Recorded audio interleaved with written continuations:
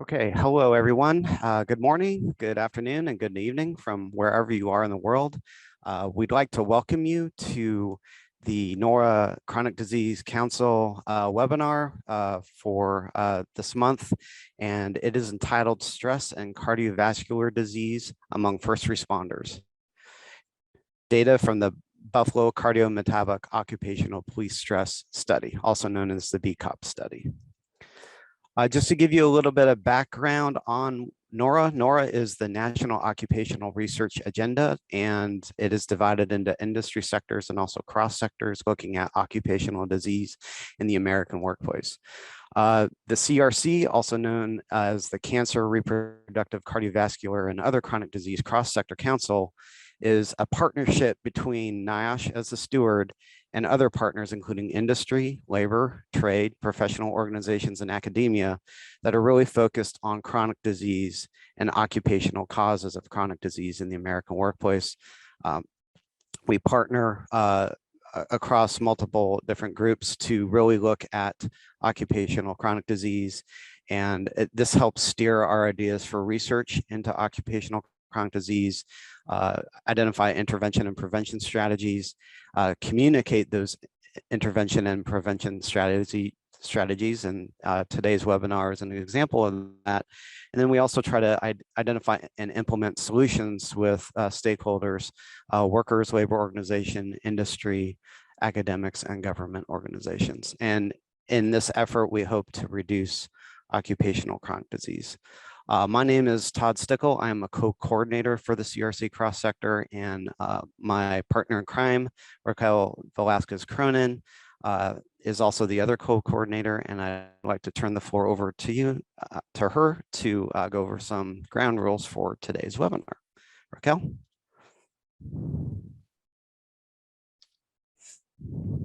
Thanks, Todd. This presentation is being recorded, and an archived copy of the full webinar, including the presentations and the live Q&A session, will be available at a later date on the CDC YouTube channel.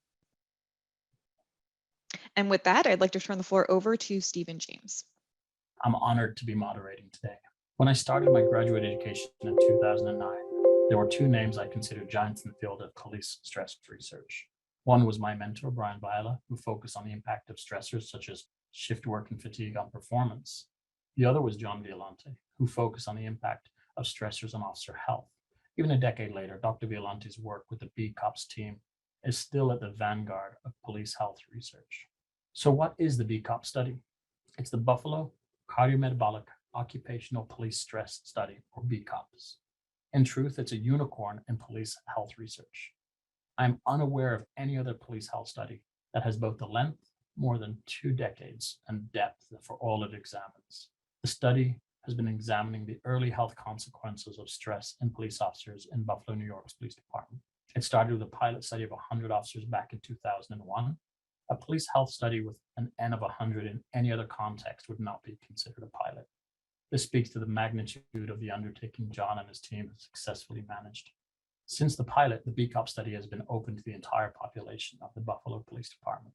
The study seeks to identify associations between officers' exposures to shift work and traumatic incidents, for example, and health outcomes, body measurements, cardiovascular disease, etc. The range of parameters collected by this study is simply staggering. Stress biomarkers, psychosocial factors, behavioral habits, shift work experience, and markers of adverse health outcomes. As I said, it isn't just the scope of the project in terms of the population, entire police department, or all it measures that's impressive. It's also the longevity of the project. The BCOPS study started with 100 officers in 2001 with the support of the National Institute of Occupational Safety and Health and ran for 2 years. Population cohort data collection started in 2004 and ran to 2009. The first wave of follow-up data between 2011 and 2015, and the second wave of data between 2015 and 2019. The project is continuing with recent funding from the National Institute of Justice. So why is this work so critical? Well, quite simply, policing is a corrosive occupation. The BCOPS study has shown that just being a police officer can take years, even a decade off your life if the stresses of the job go unchecked. If you are in any way connected to police wellness or police leadership, I urge you to read Dr. Violente's book. The stressors officers are exposed to have real consequences. In this time of staff shortages and difficulties in recruiting, police leaders need to make every effort to support and maintain the officers still on the job. And I believe we have an ethical obligation to minimize the harm policing has on those who serve. When it is time for the women and men who give their best years to their communities, when it's time for them to ride off into the sunset, they should do so in the best physical and mental health possible. So we have 4 speakers for you today who are answering just that call. They are wonderful researchers who have dedicated decades to serving through science those that serve us. First is Dr. John Violente. He is a full research professor in the Department of Epidemiology and Environmental Health, the School of Public Health and Health Professions, University at Buffalo, New York. He is a police veteran, serving with New York State Police for 23 years as a trooper, a criminal investigator, and later as the coordinator for the State Police Psychological Assistance Program, the EAP. Dr. Violente has authored over 150 peer-reviewed articles on shift work, stress, and PTSD. He's also written and edited 20 books on the topic of stress, trauma, and suicide. He has newly funded projects including the effects of PTSD on decision-making among police officers and mental health outcomes associated with COVID-19. In truth, John's work has been an inspiration to my own. Next, we have Dr. Michael Andrew, serves as the chief of the bioanalytics branch of the Health Effects Laboratory Division at the National Institute of Occupational Safety and Health, or NIOSH. Before joining NIOSH in 2002, Dr. Andrew was a professor of preventative medicine at the University of Mississippi Medical Center, where he collaborated on clinical and epidemiological studies, including the atherosclerosis in risk in communities study and the Jackson Heart study. Dr. Andrew has 30 years of experience in statistical methods for clinical and epidemiological study design, analysis, and publication. And his research interests include workplace stress, autonomic function, and cardiovascular disease. Next, we have Dr. Samantha Reedy. She's a senior statistician at the Walter Reed Army Institute of Research. She focuses on the mathematical modeling of sleep and fatigue in law enforcement. Dr. Reedy and I go back about 6 years or so. She completed her PhD in experimental psychology with us at Washington State University. It was apparent to me from the start that she was a rising star in sleep research. She had multiple officers from very prestigious schools for her postdoc, eventually landing at the University of Pennsylvania, before then moving on to Walter Reed. Dr. James Brunch has been engaged in scholarly work in environmental, occupational, and molecular epidemiology for more than 25 years. He possesses a PhD in environmental health sciences with a specialization in epidemiology and a master's degree in pharmaceutical sciences. He is currently a professor of epidemiology in the Department of Family Medicine and Population Health in the School of Medicine at Virginia Commonwealth University. He also has an appointment in the University of South Carolina's Cancer Prevention and Control Program. He serves as a principal investigator or co-investigator on numerous extramural funded research grants. In addition to this BCOPS study, he also serves as a PI for a National Cancer Institute sponsored case control study that will examine whether behavioral, psychological, genetic, or epigenetic factors relate to the disruption of circadian rhythms and sleep are associated with gastrointestinal inflammation among patients receiving a screening colonoscopy for cancer. I'm going to hand you over now to the speakers for a series of short prepared talks before we come back for the live portion of this event, the Q&A. Hi, I'm John Violente from the School of Public Health and Health Professions at the State University of New York at Buffalo. I'd like to talk to you today about the basic design of our study, the BCOPS study. BCOPS meaning the Buffalo Cardio-Metabolic Occupational Police Stress Study, which we initiated back in 1999 with some small pilot studies and eventually got the entire Buffalo Police Department involved. This slide is a brief history of the study, which was conducted in collaboration with us with the Bioanalytics Branch, Health Effects Laboratory Division at NIOSH in Morgantown, West Virginia. We did a couple of pilot studies back in 99 and 03. At 204, we took on the entire department, did a baseline, did a follow-up on that, and did a second follow-up on that. So we have data all the way up to 2020 on this study. Basically, the chart below shows you our course here, the work-related exposures and lifestyle factors, shift work, traumatic events, stress, diet, exercise, and so forth. And the intermediate outcomes, such as the altered stress biology, what happens to your body when stress hits, sleep quality, changes in biomarkers and blood, and to see what sort of effect that might have on future heart disease. And the outcomes, of course, are measures of cardiovascular disease, subclinical cardiovascular disease, meaning that there were factors involved which could lead to future outcomes of heart disease. The thickness of the carotid artery is one of those factors. The decreased blood flow in artery was another factor. Recently, we added the retinal vessel narrowing in the eye analysis, where we took pictures of the eye and looked at the vessels within the eye as indicators of possible future heart disease. We looked at metabolic derangement, including glucose intolerance, sugar levels in the blood. We looked at a syndrome called the Metabolic Syndrome, which has several risk factors for heart disease involved, such as low good cholesterol, high triglycerides, obesity, high glucose, and high blood pressure. We looked at psychological factors such as depression, PTSD, post-traumatic stress disorder, burnout, resilience, which is a protective factor, and others. We got work history. In order to study shift work, we needed work history on the officer shifts. We were very fortunate to get day-by-day records of shift work, of absence, which included absence, injury, and the various shifts that the officer worked for this period of time. That became very useful in our analysis. Our study questionnaire booklets were several, and they contained all of the information we requested on psychological and health factors in the officers. Body measures included the pulse, waist and neck circumference, weight, height, abdominal height, the height of your stomach as you're laying down, blood pressure. Blood samples, we took blood, 10 hours fasting blood for analysis. We took a lipid panel, a chemistry panel, and a complete blood count. We froze some samples of the blood for future use at -80 degrees in little things called cryomels.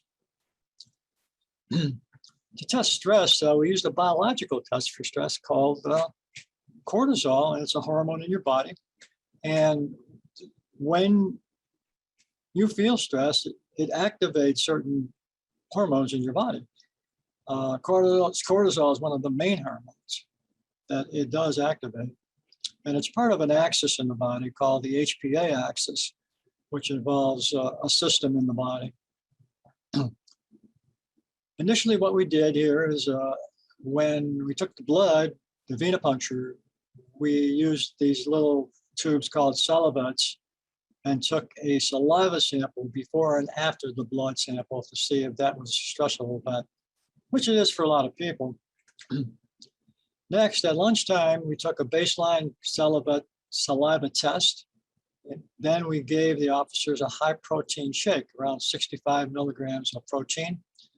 Then we took saliva samples every 15 minutes after that shake to watch the course of the cortisol over time as it took its course.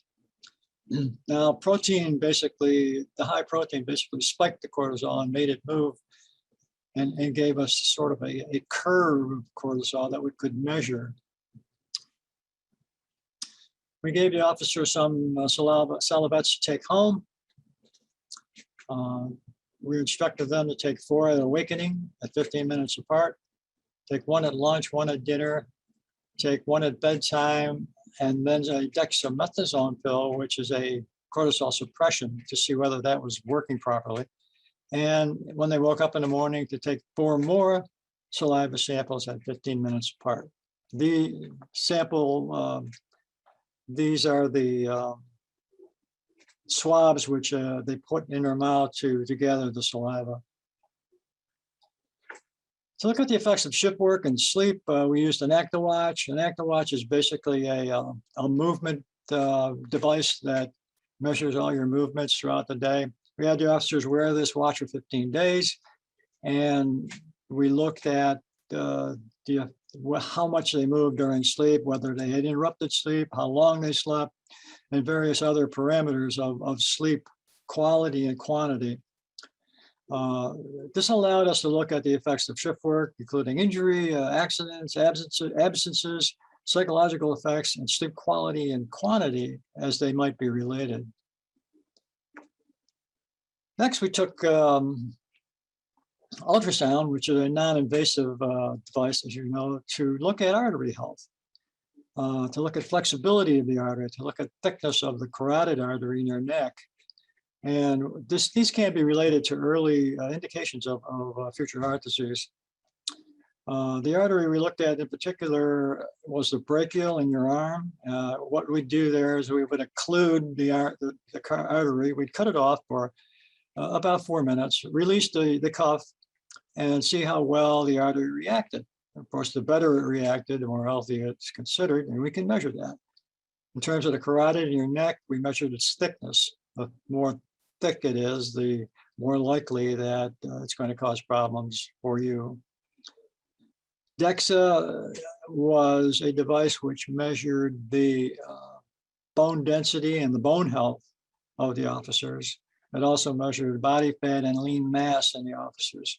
And we can use that to look at associations between that and stress. The key messages of this study was that we wanted to see whether or not the stress of this job, this police work job that is so stressful, or what these people have to go through, did it have an effect on their medical health? And we did that through looking at their medical health, and we looked at the psychological evaluation of these officers as well, both in a biological sense and both in a asking questions as well. Some of the basic findings were that we found an increase for potential future heart disease in these officers. We found higher values of stress related to the organization, related to the lack of support. We found the effects of sleep deprivation and how it may be related to injuries and accidents and absences. And we found that psychological factors such as PTSD and depression are very relevant in biological effects on police officers' health. This job is replete with stress, with traumatic experiences and the increase for cardiovascular disease. Intervention is much needed in this occupation on a proactive basis and on an ongoing basis. Thank you.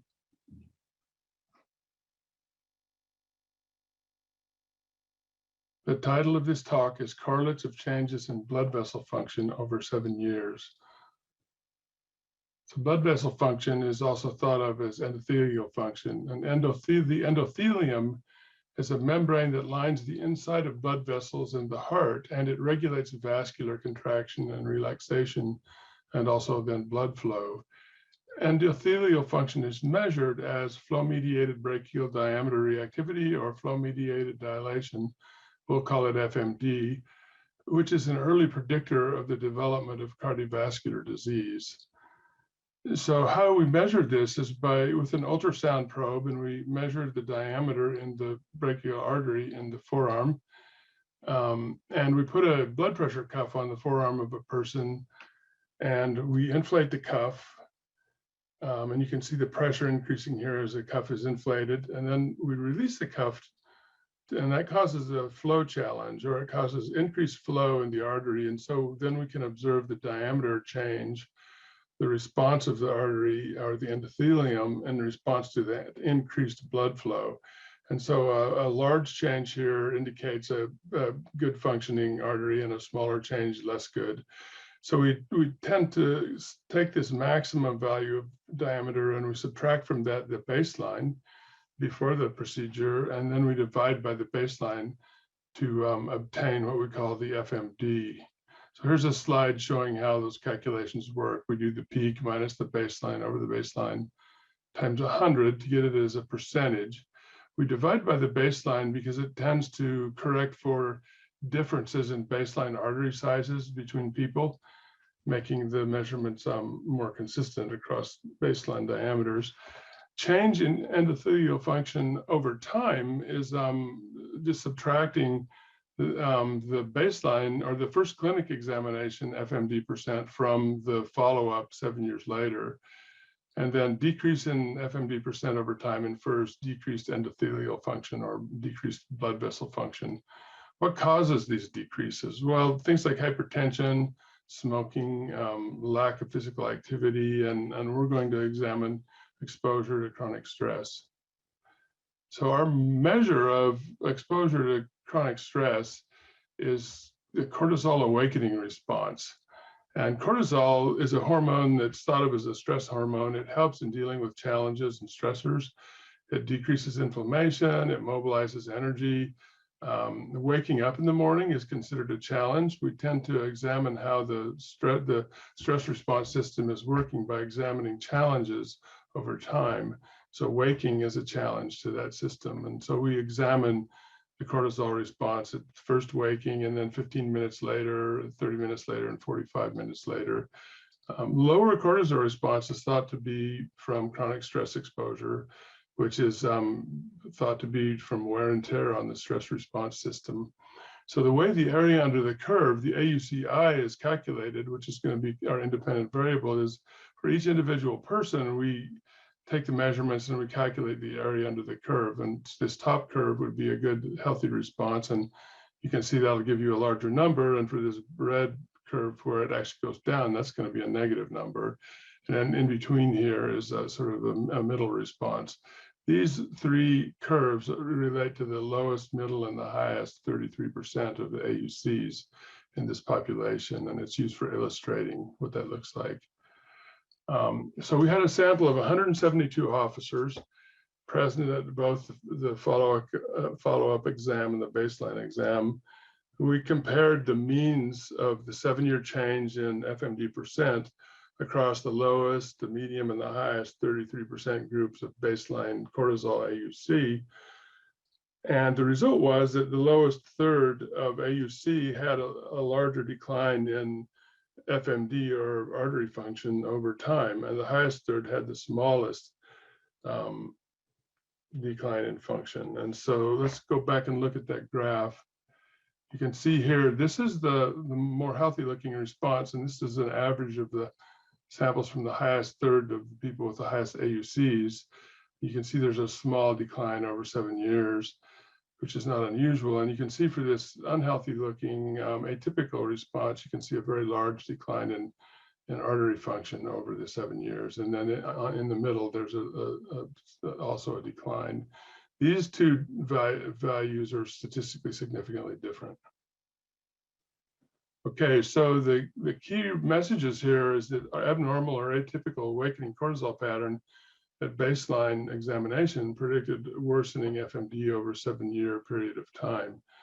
And that this atypical awakening pattern may lead to impaired brachial FMD or impaired artery function in males only.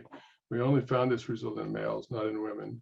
The key recommendations are that stress may be linked to vascular abnormalities and subclinical cardiovascular disease, and that there's a need for stress reduction strategies and high stress occupations such as policing.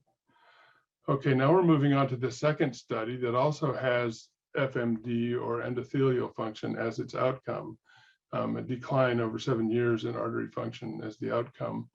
In this situation, there was 188 officers, a few more because there was less missing data for these variables. Shift work was the exposure here, and shift work was determined during the previous year before the examination, and it was classified as the dominant shift worked among the percent time spent on day, afternoon, and night shifts. So whatever was the highest percentage for a person was classified as a dominant shift. These data came from daily electronic work history data from the city of Buffalo payroll records. The outcome, again, was the 7-year change in brachial artery function, and calculated the same way as before. And we found that male officers on the day shift had a smaller mean decrease in FMD, which is this number right here, when compared to those who worked, male officers who worked the afternoon, which had a larger decrease, or the night shift, which also had a larger decrease in artery function. These comparisons were adjusted for a variety of covariates. And so shift work status was significantly associated with 7-year change in artery function among male officers only. And the people working the night shift, the men working the night shift, had a much higher decline in the afternoon shift as well. Here's the reference if you want to look at some more details. The key messages for this study are that shift work status was significantly associated with the decline over 7 years in men only, and with the highest declines in afternoon and night shifts, and that the larger decreases in FMD suggest greater endothelial dysfunction over time. So the key recommendation here is that there's need for further studies of shift work adaptation among police officers. It's not like you can not work shifts, afternoon and evening shifts. And so, there's a need for further studies about how people can adapt and maybe be healthier working on shifts. Thank you. The title of this talk is Police Work Stress and Cardiovascular Disease Risk Factors. I'm going to go over 2 key studies. These 2 studies have a common exposure and 2 outcomes, heart rate variability and metabolic syndrome, which I will define shortly. The exposure is police stress. And so how do we measure police stress? In the BCOPS study, we measured it using the Spielberger Police Stress Survey. This is a survey that has 60 items, and it measures the number of times a potentially stressful event happened in the last month and also separately in the last year. These items were developed, from input from police officers in terms of making a key list of the things that officers find stressful on the street and in the workplace. So this also has a score from 0 to 100 for each event.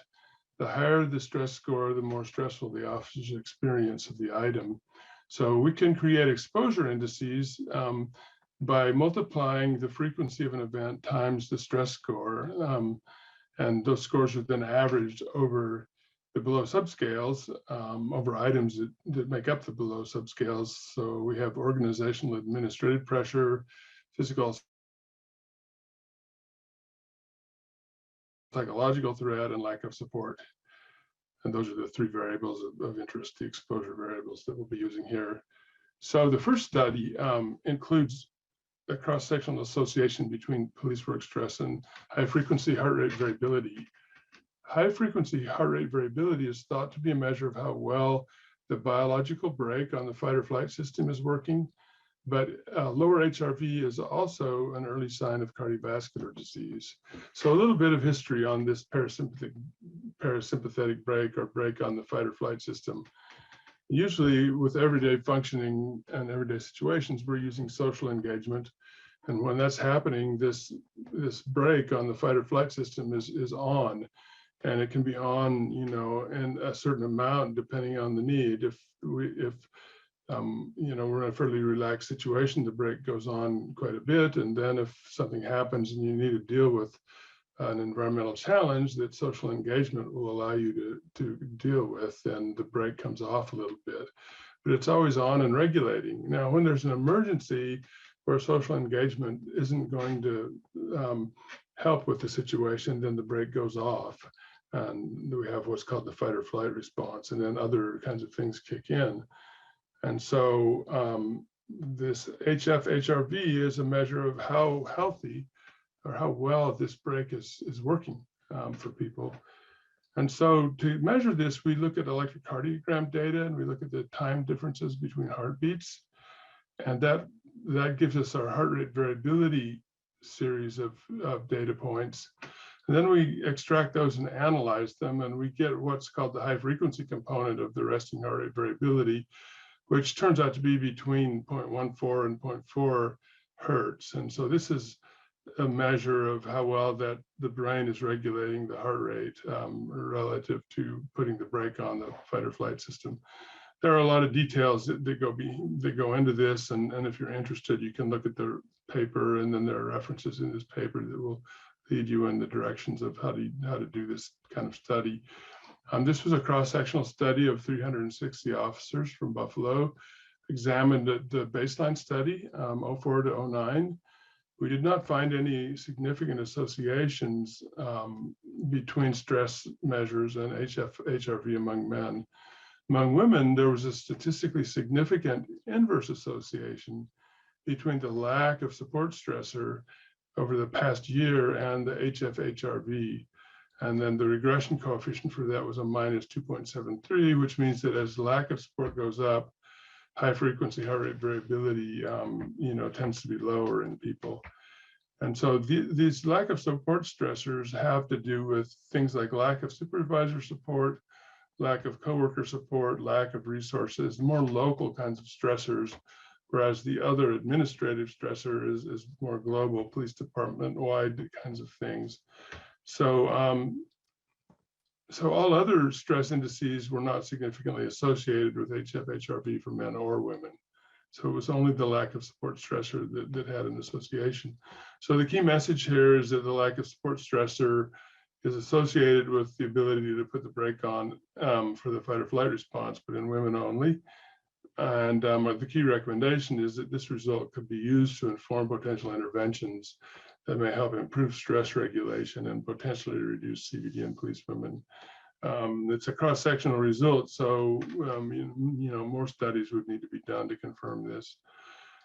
The second study is a cross-sectional association between the same exposures, police work stress, as introduced earlier, and metabolic syndrome. This is a little bit higher sample because there was less missing data among the metabolic syndrome data. And metabolic syndrome is a clustering of abnormalities associated with increased risk for cardiovascular disease and diabetes, type 2 diabetes. The components of metabolic syndrome include abdominal obesity, or sort of middle obesity, high triglycerides, reduced good cholesterol, glucose intolerance or high blood sugar, and high blood pressure. And this is defined by a document you can look up out there. It's cited here. The presence of metabolic syndrome itself is indicated as 3 or more of these components. So here's a reference you can look at if you would like to get some more details on this.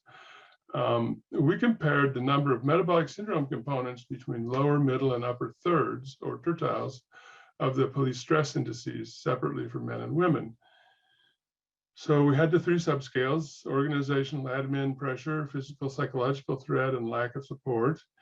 The results were that among women only, the number of metabolic syndrome components were associated with that lack of support stressor again, that we saw before, administrative, organizational stressors, but not the physical and psychological threat stressors.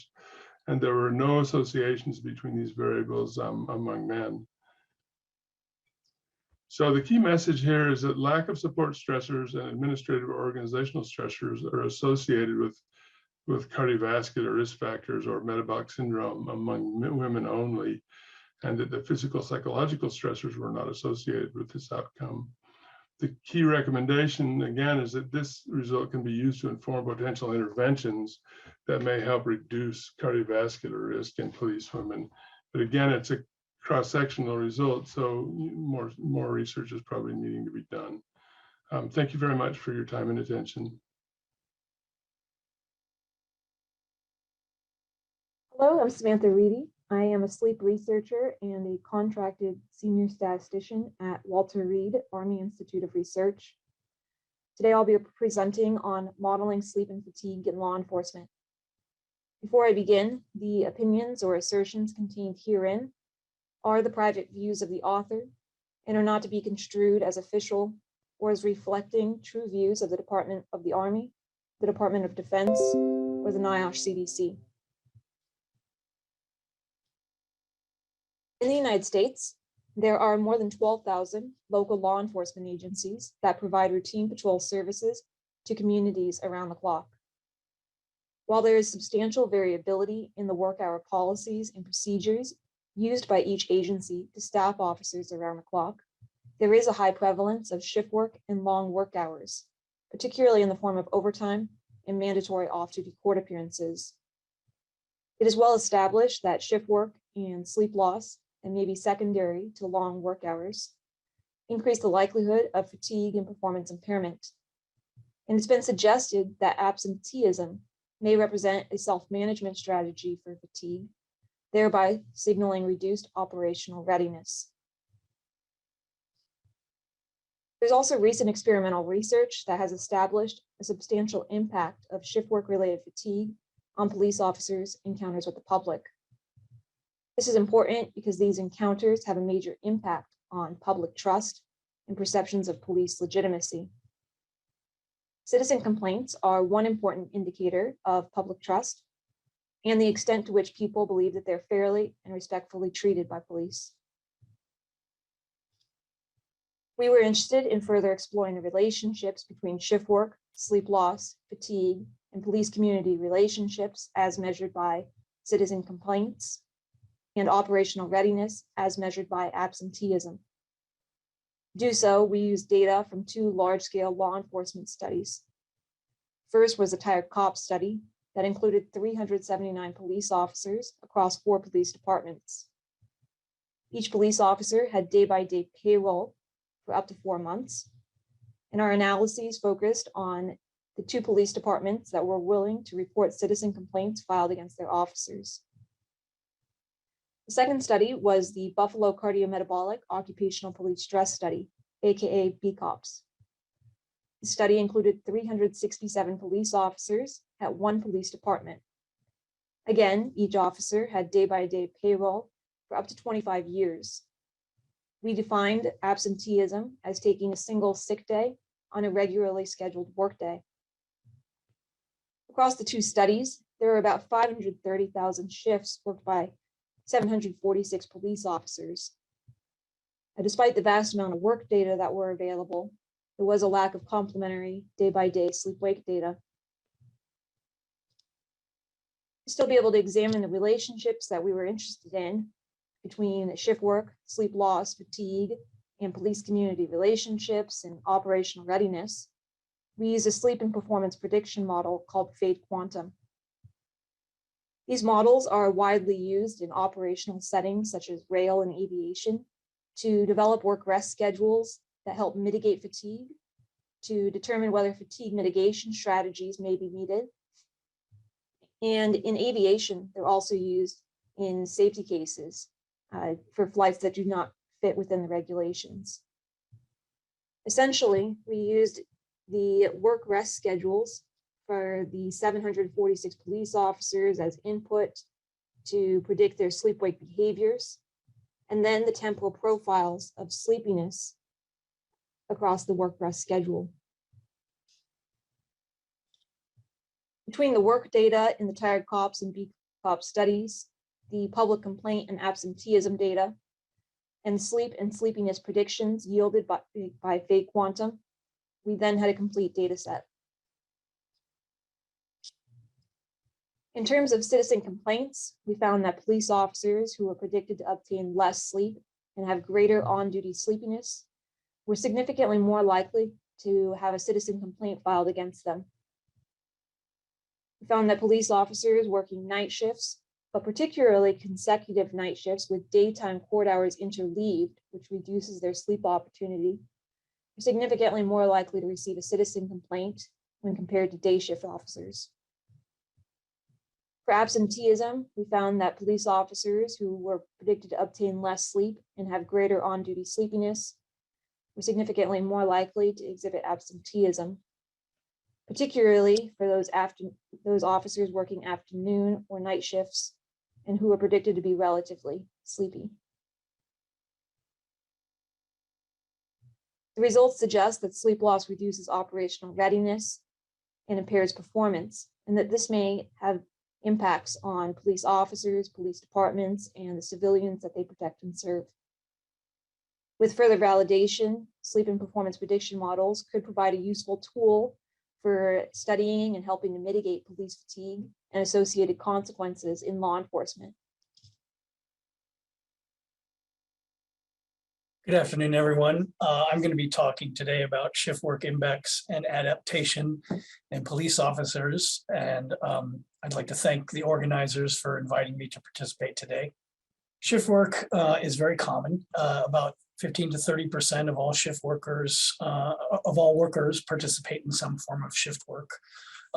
Usually begins sometime after the regular work schedule ends and continues through the night. The international range is somewhere between 6 and 30%, and about 20 to 30% of workers who work shifts are unable to maintain their schedule, and they drop out of the workforce or find another job within 2 to 3 years of initiating shift work. Shift work is essential. If you think about people who are involved with shift work, it's some very high profile, high consequence occupations, including medical care providers, emergency responders, and so forth. It's also very hazardous. Chronic fatigue is a big issue, as is sleep disruption. There are increased accidents and injury rates in shift workers, and also decreased productivity that amounts to hundreds of billions of dollars per year, just in the United States alone. This is a list of some major disasters that have occurred over the last several decades. They all occurred between approximately midnight and 6 a.m. So somebody was on a night shift when a lot of these disasters occurred. Doesn't prove cause and effect, but it does show how important night work is and how people need to be vigilant no matter what time of day it is when they're in these high profile, high consequence occupations. Shift work also has health impacts: cardiovascular disease, gastrointestinal disorders, reproductive disorders. Cancer is an area that I work in, has also been associated with shift work. Very recently this year, the National Toxicology Program did a cancer hazard assessment that pretty much confirmed the conclusions of the IARC probable human carcinogen designation that was given shift work back in 2007. Shift work impacts are preventable as well. So it's to prevent the costs and the health impacts. It's important to understand what factors, how people adapt, and how we can target these adaptation strategies to improve health and of shift workers. So this is a study of shift work adaptation among healthcare workers that we did a number of years ago. These are workers at a regional hospital. To find out about adaptation, we asked them to rate themselves on how well their performance was on their current work schedule, or how content they were with their current work schedule. And we used one validated questionnaire of occupational stress, known as the Pressure Management Indicator. And we combined that with a questionnaire on shift work called the Standard Shift Work Index. There were 145 items, and so we used a factor analysis to sort of combine these questions that were statistically related. And so in interpreting these, you can, if the odds ratio is above 1, then people who are getting adequate rest were more likely to report that their performance was optimal on their current work schedule. And if the odds ratio is less than 1, then this characteristic was associated with less than optimal performance on their work schedule, or being less content with their current work schedule. So the important point here is that these factors that are related to sleep were very important in terms of the individuals reporting whether or not they were adapted to shift work. Fast forwarding to more recently to our study of shift work adaptation among police officers and BCOPS. We wanted to identify people with and without shift work adaptation, but we didn't have a direct question about that, about whether they were adapted in the questionnaire at the beginning of the study. We have since developed the questionnaire that does ask direct questions, and it asked about strategies for adaptation. And we initiated that survey last year, and we'll be analyzing the data in the upcoming year.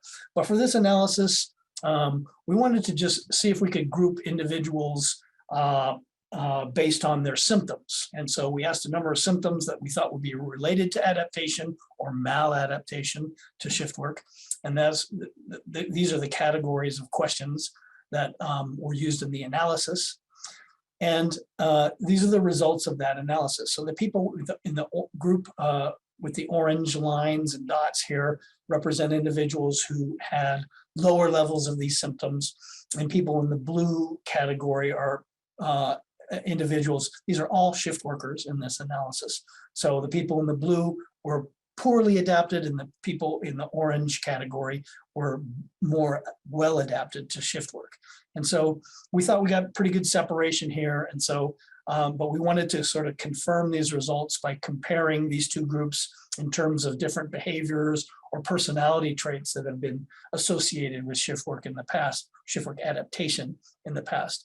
And so I'm not going to show the results because we don't have time, but factors related to diet, family conflict, stress response, or sleep differed between these two groups. And that was sort of a confirmation that the strategy that we used to identify these two groups was working.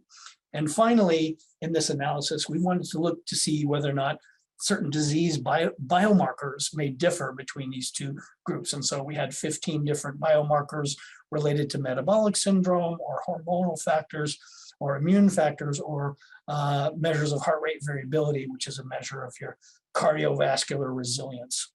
And so these are the results of that analysis. So of those 15 biomarkers, there were 4 biomarkers that were associated with maladaptation. All of these were higher in the maladapted group relative to either adapted shift work or daytime workers, even after adjusting for potential confounding factors that could be associated with these things. So we thought that this was pretty good evidence that it's not real strong, but it's suggestive that maladapted workers have these differences in these certain factors related to inflammation and metabolic syndrome. We are planning in the next upcoming year to do a more definitive analysis where we'll look at these biomarkers longitudinally to see if maladapted workers have changes in these biomarkers over time, which would be a more definitive association between maladaptation and these biomarkers of disease. So the key messages for my talk today is that multiple factors, both individual and social, contribute to shift work adaptation. Adequate sleep is very important for shift work adaptation. To understand the relationship between shift work maladaptation and disease progression, we need to do longitudinal studies, and such studies are critical for developing health promotion strategies that are effective for shift workers. So this is both police officers and in other occupations with shift work. What are those adaptation strategies that can prevent disease? This is our ultimate goal, and we intend to investigate this using a prospective analysis approach in the BCOPS cohort data to identify these targets of disease prevention in this research that is supported by the National Institute of Justice. So thank you for your attention. These are my collaborators, both students and faculty, as well as sponsors. I'd like to thank sponsors of the research. And here are some key references for you to investigate if you'd like to look into this more carefully. Thank you for your time. I'd like to talk to you in this presentation about improving police health and well-being, making it better, if you want to use that term. I think the health status of police officers in the United States is compromised in many various aspects, I think, interventions are needed. As I mentioned in my last presentation, it's important that we intervene on a proactive basis. So what I want to do here is to talk to you about a couple of examples of interventions that have worked and perhaps may get you to look at the many other interventions out there that are being used by police departments that have been successful.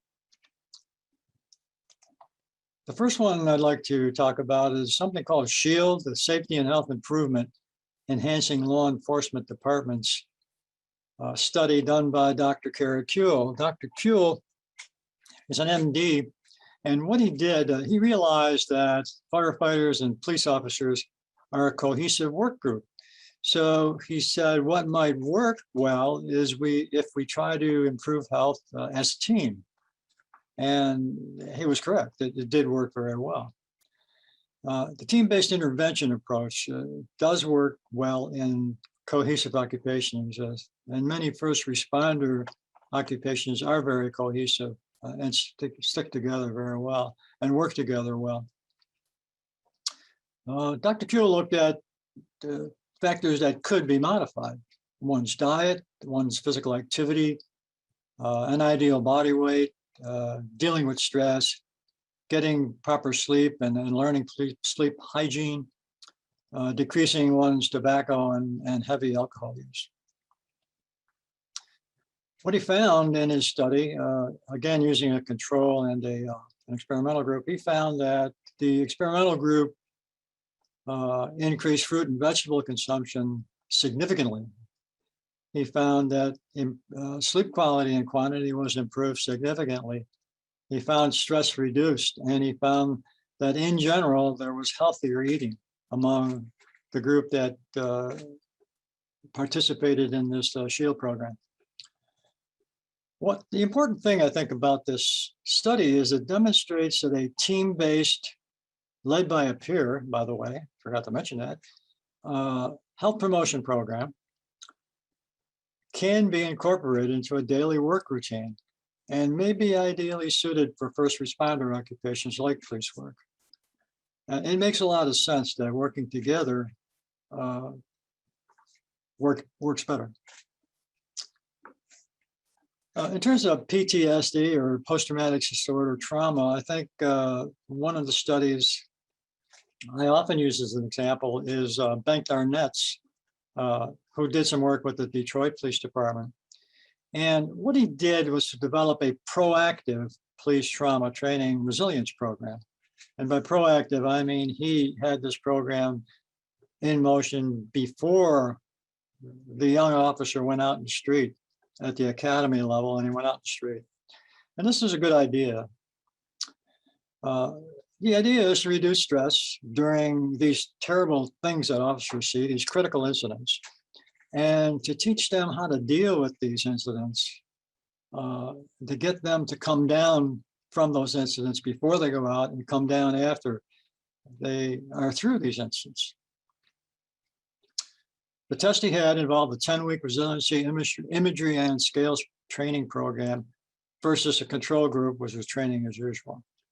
The protocol involved education of psychological trauma, what it is, what the symptoms are, what to look for, how long they last, and so forth, and an adaptive way to deal with this trauma, how to cope with this trauma.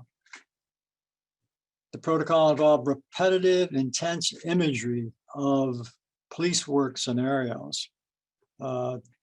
He might present a scenario, for example, of a dead child or a horrible traffic accident or a shooting or a mutilated body or death scenes or riots, whatever really happens in police work. He would begin this with a relaxation technique to get them down, something you can learn, and then give them one after the scenario to help them bring them down.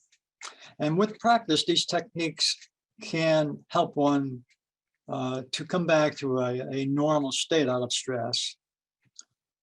It also involved education and practice on strategies to deal with the emotional challenges of trauma. How does it affect you and your family and your life and what goes on with your performance?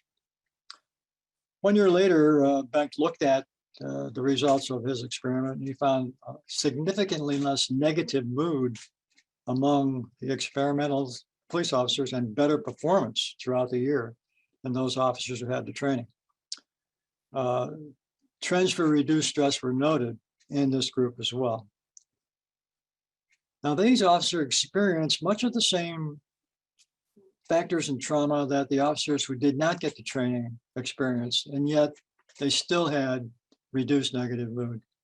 So it was considered a good technique for dealing with PTSD by being proactive. The New York State Police developed a program which I thought was rather interesting for cardiovascular disease testing. The Trooper Police Benevolent Association partnered with 3,000 physicians throughout the state of New York in every major medical institution, and established a free medical benefit for the members. So it wouldn't cost you a cent to do this. The State Trooper Surgeons Program is a union-based healthcare navigation service that's focused on top medical outcomes for troopers and the family members. So if your spouse or your child has a problem, they can be tested as well.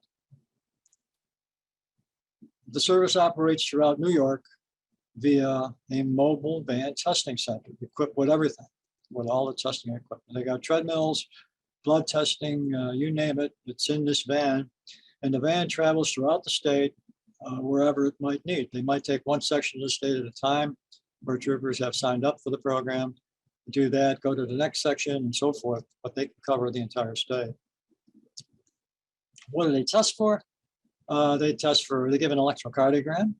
They test a carotid, electrocardium carotid Doppler check for thickness. They test an abdominal aortic ultrasound Doppler to look at the aorta to see whether it's sturdy enough and not about to rupture, which is certainly very serious. Transcranial Doppler, which looks at the blood-brain association. Lung test, pulmonary functions, blood pressure testing, heart rate, and cholesterol check. If they do find a problem with any of these tests, they can prescribe a calcium test score via a CT scan to look further into it. The belief of many of these physicians is that the calcium test is a good indicator of heart disease. Well, what messages can we take away from these very few examples? Interventions based on education for a healthy lifestyle and coping with stress and trauma should be conducted on a proactive basis. You know, that's the important factor here. Reactive basis, it's probably not early enough, or it's too late, if you will, to do anything. Intervention should begin at the basic police academy when that individual comes into this work. And it should also be done throughout the police career at various stages of follow-up. You know, a lot of departments have in-service training every year, every 2 years. It should be done at that point again. Policing is cohesive, and is a cohesive work population, as many first responder organizations are. It's team-based, competitive approaches to health and wellness appear to work well, as we saw with Dr. Kuhl's study. And I've seen this in the past in the state police, where monetary rewards were given for officers who could maintain a good physical condition, if you will, based on what the department wanted them to be, doing so many push-ups, sit-ups, and so forth. And when I saw it happen with that is that there was a competition that evolved through various departments and precincts in the police department. And they were all trying to outdo each other to get better, to get in better physical shape so they could get the monetary incentive. And the better shape you got in, the more money you got. So it turned out to be a very interesting test to watch, and it worked very well. And last, I think it's very important for our departments to establish a collaboration with outside agencies and outside groups. Medical profession is a great example to help enhance police health. The medical profession, the American Suicide Foundation, we know that officers, that police have an increased risk for suicide. The American Psychological Association, the Veterans PTSD group, very good group for information and videos and all of that. All of these groups can help in a collaborative way, help police deal with the health problems they got because of what they face every day, the stress they face every day, and what that stress does to them in terms of the physical and psychological health. So thank you for your attention, and best wishes to you.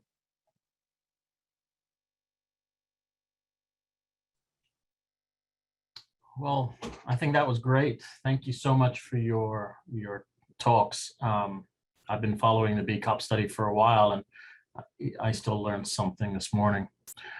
We have a few questions already in the chat. The first one that was in was from Maria, and that was, how can we relay this amazing research into police departments so leadership will change the current scheduling protocols which cause all these negative effects on the officer and their families? And that's from Maria Friedman from Badge of Life. John, would that be for you? How do we best get this to affect change in agencies?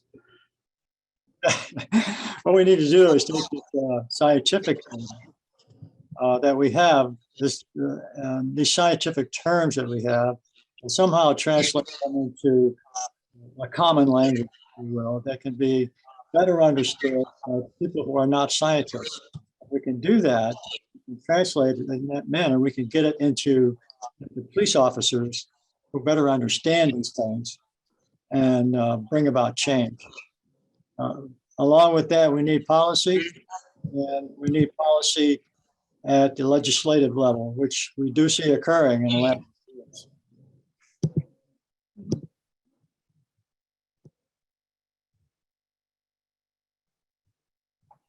Andrew, there's two questions that are linked. One that you've already responded to say you're going to answer live, and that is around the difference between sex and chronic disease. Do you want to speak to those two questions? Sure, that's a really interesting question, and I knew I was going to get it. So one of the questions was about, do you think that the differences in HRV and stress, where women have an association and men don't, is about women being bullied or excluded? And the second question is similar, but it's a more general question about what's the biology behind this and how are men and women different? And so the paper that I cited in that presentation has a lengthy discussion of possible biological explanations for this. I'll kind of go over it briefly here. There is a theory that's helpful in interpreting these results called the tend-and-befriend theory. And the idea is that women tend, according to this theory, to cope with stressors in a more social way, and men less so. And there's papers out there on that. And then there are also other papers on the potential biology of that. And so one possible explanation for the sex interaction in both of those studies is that, particularly in the heart rate variability study, is that lack of support from supervisors and coworkers can actually thwart or inhibit the natural, stress management approach that women tend to use on average.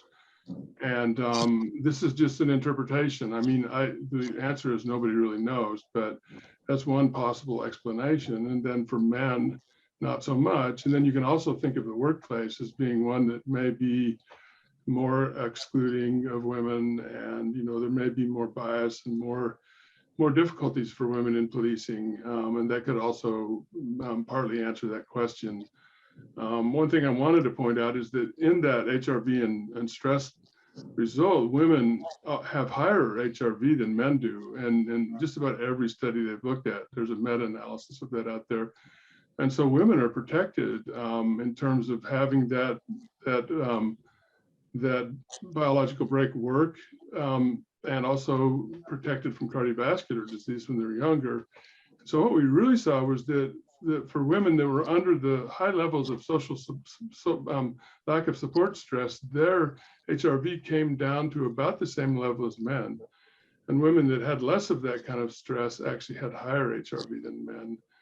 And so that's a little bit of a hint there that women, may be coping in a different way. The paper itself has a long discussion of that and lots of references, and the biology is complicated. And I did my best I'm not a biologist, but I did my best to kind of summarize it. So take a look at the journal article. If you want to send me an email, we can talk after you've looked at it. So it's a really great question. Thank you. There's another question in the chat, and it's from Raphael. There are data that compare morbidity and mortality among police officers compared to the general population. What I'm interested in is whether there is or not a healthy worker bias related to the police officer occupation. So are the morbidity and mortality rates for police officers, are they moderated in some way by the healthy worker effect? Yes, I think they are to a degree. I think that when we talk about limitations of our mortality studies between police and the general population, we do mention the healthy worker effect. And what that essentially is that people who are employed and healthy have less of a chance to get a disease. So that's one of the factors that's controlled in mortality studies, which we just finished one of these and did happen to mention that too. But when that is taken care of, when we consider that healthy worker effect, we still see high mortality rates among police officers when we compare certain illnesses to the general population. And cardiovascular disease is one of those. There are certain cancers that are also higher in the police population than in the general population. Yeah, and can I add something to that, please? It depends on who the comparison group is.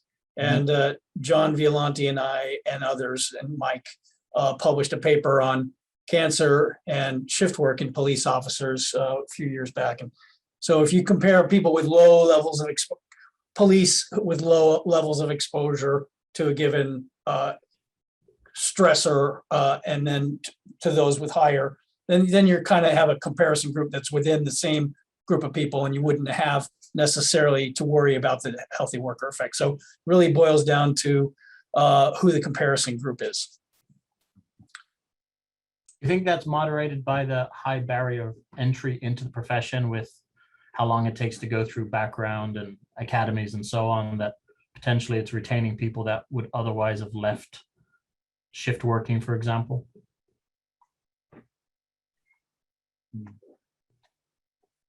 Are you asking? I guess it's just for the panel. I think it's a tremendously complex and issue. There are multiple factors at play. Mm-hmm. Sex differences are certainly one thing.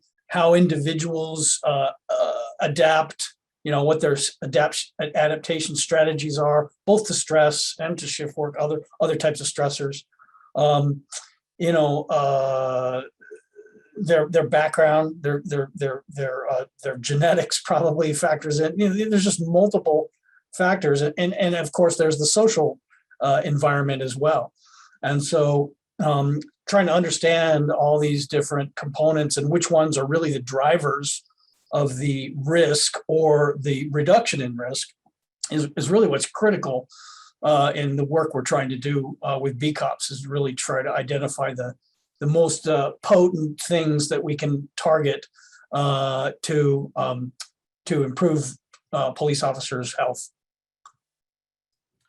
Thank you. Another question in the Q&A box is from Young Sung.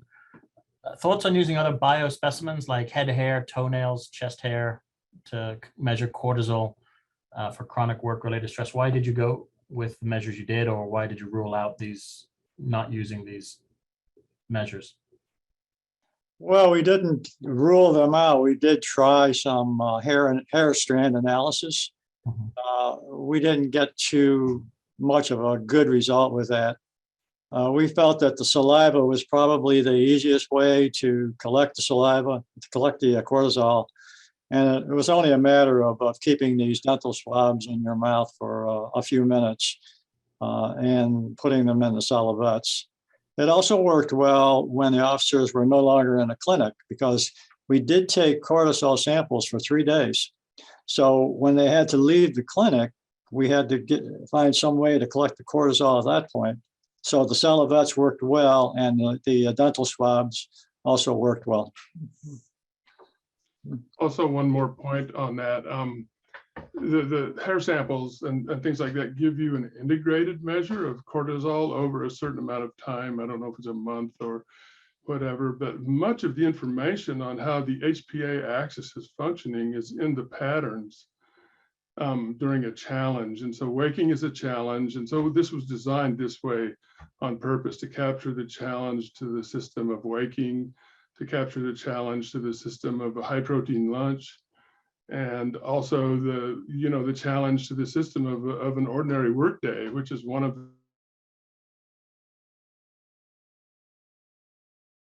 the before dinner and before bedtime. And depending on how you look at that, sometimes it's the before bedtime data point that's important. Sometimes it's the slope. Sometimes it's the AUC during the waking. So it gives you much more information about how the HPA axis is working to do the saliva samples. It's also more expensive. So for some studies, the hair analysis, might be the best choice. So we have a question from an anonymous, hopefully not the anonymous, but do we have address the lack of funding to employee wellness, especially mental health at police departments? I hear support from wellness directors for proactive programs, but no funding in their budgets. Well, we don't have direct knowledge of that, but I think that's probably an accurate statement to the degree that much of the police data or much of the police funding today goes towards operational aspects, such as vehicles and equipment like that, and hiring new police officers if possible. So I think sometimes the wellness issues are put on the back burner, if you will. And that's not true everywhere, but there are certain jurisdictions where they just don't have the money to go with secondary, which they think is secondary problems. Of course, I don't feel that way, and I think there are a lot of chiefs out there that don't feel that way. But if the money is not there, it's not there. There needs, again, to be legislation like most recently, President Biden provided money for providing peer support training for police departments throughout the country. It's things like this that are going to help that move along.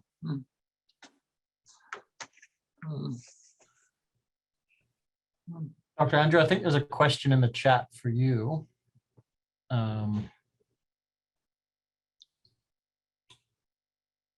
you want to take that one? I'm sorry, I can't see the question. Sorry. So it says, Holderman et al. Published many studies on occupational physical activity PA in relation to CVDs and musculoskeletal disorders, MSDs. He coined the term PA paradox, meaning the occupational PA leads to chronic stress, while leisure time PA does not. Can you comment on the triangular relationship between PA, MSD, and CVDs in particular in the police population? Okay. I think one of our cohorts did do a study on leisure and physical activity. Mike was at Jack Gu that did that study, and found that leisure time was probably more conducive to reducing CVD. Yeah, I mean, leave time was I think it was Claudia Ma that did that, and Jack may have done one as well. And we have looked at that. We haven't looked at MSDs along with physical activity and CVD. So I'm not an expert in that triangular relationship. I don't know the literature there, but yeah, we've looked at workplace versus leisure activity, and leisure activity seems to have a positive impact on health in general, and the things we have examined. That's about all I know at this point. Yeah, but I think conceptually, you have to think in terms of exercise can become a stressor. It's a stress reliever at one level. It's kind of like a biphasic dose response curve. Too much stress can create actually more stress. I mean, too much exercise can create more stress if you, for example, end up with an injury, musculoskeletal disorder, if you're have a very physical occupation and then also are exercising in your leisure time, there's probably some level at which it becomes counterproductive. I'd like to add to that. We do have some researchers on our Chronic Disease Council that are looking at the effects of strenuous physical activity. And some of the recent research coming out of that suggests that strenuous physical activity on the job actually may be a risk factor for cardiovascular disease. There's more research that needs to be done, but those studies were just published in the last year or two. So we're keeping a close eye on that. We have a question from north of the border from my good friend and colleague, Greg Kratzik from our CMP. We are conducting a massive prospective study with 1,000 cadets over 12 years and are using seismocardiography instead of continuous ECG. Does the panel have any thoughts on this measure?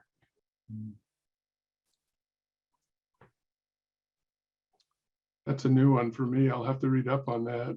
Thanks for introducing me to the term. And hopefully it wasn't just my pronunciation made you unfamiliar with the term.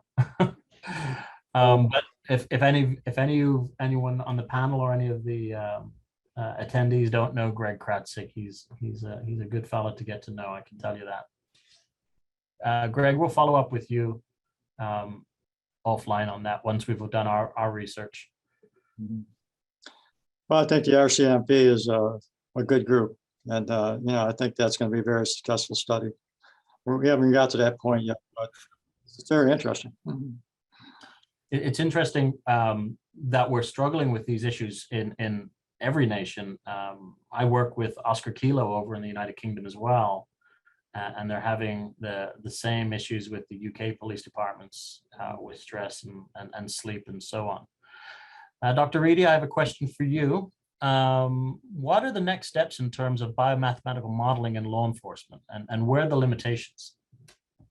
Yeah, so I mean, as I said during the presentation, these models are widely used in aviation and rail to help develop work-rest schedules that can mitigate fatigue or help mitigate fatigue, and they may be used to help identify fatigue countermeasures. We're currently working right now on assessing whether these models that have been largely parameterized and validated in rail and aviation can be used to accurately predict the sleep-wake behaviors, sleepiness, and performance of police officers. So that if so, they can potentially be used to help improve work-rest schedule in this operation. To do so, we're using data from 4 large-scale studies conducted in 3 different countries and a couple different biomathematical models. There are several, so we're essentially assessing the generalizability and seeing how they could potentially be used in the future in law enforcement. There are some limitations to these models. They're built on the principles of the 2-process model, where sleep regulation, performance, and sleepiness vary by sleep-wake history or time awake and time of day. There are some models that can account for caffeine consumption, sleep quality, commute times, and so forth. But there are also a lot of physiological and non-physiological factors that are not accounted for, such as age, sleep disorders, family obligations, and so forth. One important factor is that these models can be used to also increase operational flexibility versus sticking with traditional hours of service regulations, but they're best incorporated within a larger fatigue risk management system. I have a quick follow-up to that, Samantha. Is it possible to apply models in a kind of a real-time setting? We have actigraphy now, and is there a possibility for like you're getting to a point where we think your fatigue is too far off the charts, and and intervene right there, right then and there in real time? Yeah, and there are some models that have been incorporated into apps and phones, for example, where you can actually enter your caffeine. You can use it to help predict or help optimize your sleep-wake schedule and optimize your caffeine consumption. There are some models that can, or you can continuously monitor sleep-wake activity and hopefully use that to see where your performance or effectiveness or sleepiness might be at. So I think that's definitely certainly a possibility. And In Jim, fact, it was actually proposed in 1990, or it was originally proposed in like a 1994 article by Greg Violente, where this idea of continuously monitoring someone's sleep-wake activity via actigraphy, running it through a sleep and performance model, continuously getting outputs and being able to track in real time. And Jim, I've got a study starting in January that will be looking at something similar with stress responses as well as sleep, with real-time alignment to the CAD RMS data, so we can see the call for service the officer is on right now and their acute stress response to it. So looking at how that both affects the officers, but also the outcome and the performance of the officer in that call for service, which is exciting. Another question in the chat, and we're running a little short on time. We've got about 5 minutes left. My experience with police officers relates to my work with the WTC cohort, 40% of the cohort, and it occurs to me that our work related to morbidity and mortality, particularly cancer, should be occupational specific and seek a comparison outside of New York City. I think that's more of a statement than a question. But I think so. Does any of the panel have any thoughts on that comment? John, you're on mute. Sorry about that. Keep shutting that thing off. We are doing a study presently to compare the WTC mortality data with the Buffalo Police mortality data to look at the differences between the prevalence and incidence of cancer. So that's in the works now, and we're still working on that. From Desta, I think there is a study from Jackson Hart's study that shows a high occupational PA being a risk factor for CVD. We'll find the article. I believe we have one of the speakers who was on that study. Am I correct? Yeah, I was. That's probably more recent than when I was there. But yeah, Dest is a collaborator. He's a colleague on the BCOPS study. And so that's a good comment. Great. We have a couple of minutes left if there's any more final questions from the audience. If not, Todd, are you ready to take control again? Sure. Last call for questions. Well, thank you everyone for your engagement. I'm going to hand you back to Todd for some housekeeping on how to get hold of the recording and so on. Okay, so if everyone can see the screen, the speakers would like to acknowledge the BCOPS NIOSH study group themselves, but also some very key folks that help participate in the BCOPS study that is still ongoing, and these are their names. Also, we would like to provide you a list of key references. Some of them were already mentioned in the previous talks, but here they are. There's the first 10 and then another set of 9. And hopefully you can look for this webinar. It will be archived on the CDC YouTube channel, hopefully sometime in early 2022. I'm going to try and work with the speakers to see if we can't collect the slides from the slideshow and create a PDF and somehow get that posted also. So you can look at those slides at your leisure or refer back to this archived webinar. I have a question. Sure. How many publications have emanated from the BCOPS study, just out of curiosity? That's a great question. We More than 100. Yeah, we calculated, we added them up at one point for that NIJ or for that application. It was over 120. Yeah. It's a great return on investment for NIOSH. Yep. Plus $2. And it was a real team effort. A lot of the people you see on those acknowledgements from Tara Hartley, Desta Fekadoulen, and many others here at NIOSH have worked hard on this study for many, many years. So there's Desta and Jack, Luanda Charles, Anna, Aaron, Kathy. Buzz was the branch chief before I was, and he really just kind of spearheaded this with John And then Tara was a real serious player until a few years ago when she moved up to the OD. Diane Miller was our neuroscience person. And then Penelope Allison is an epidemiologist who's done a lot of work with us. And then Brian was with us for a long time and still continues as a collaborator. So yeah, everybody on that list has done a lot of work on all of these papers. So. Okay, and so if you are interested in the BCOPS study, maybe getting some more information, maybe some feedback from today's webinar, or just on what the NORA is doing to address occupational chronic disease, lots of different types of chronic diseases. That's the email that goes directly to me and Raquel. We monitor that daily. Also, there's the website for the chronic disease cross-sector for NORA. And I'd like to thank you for your time. Enjoy your weekend and your Thanksgiving break. Thank you all.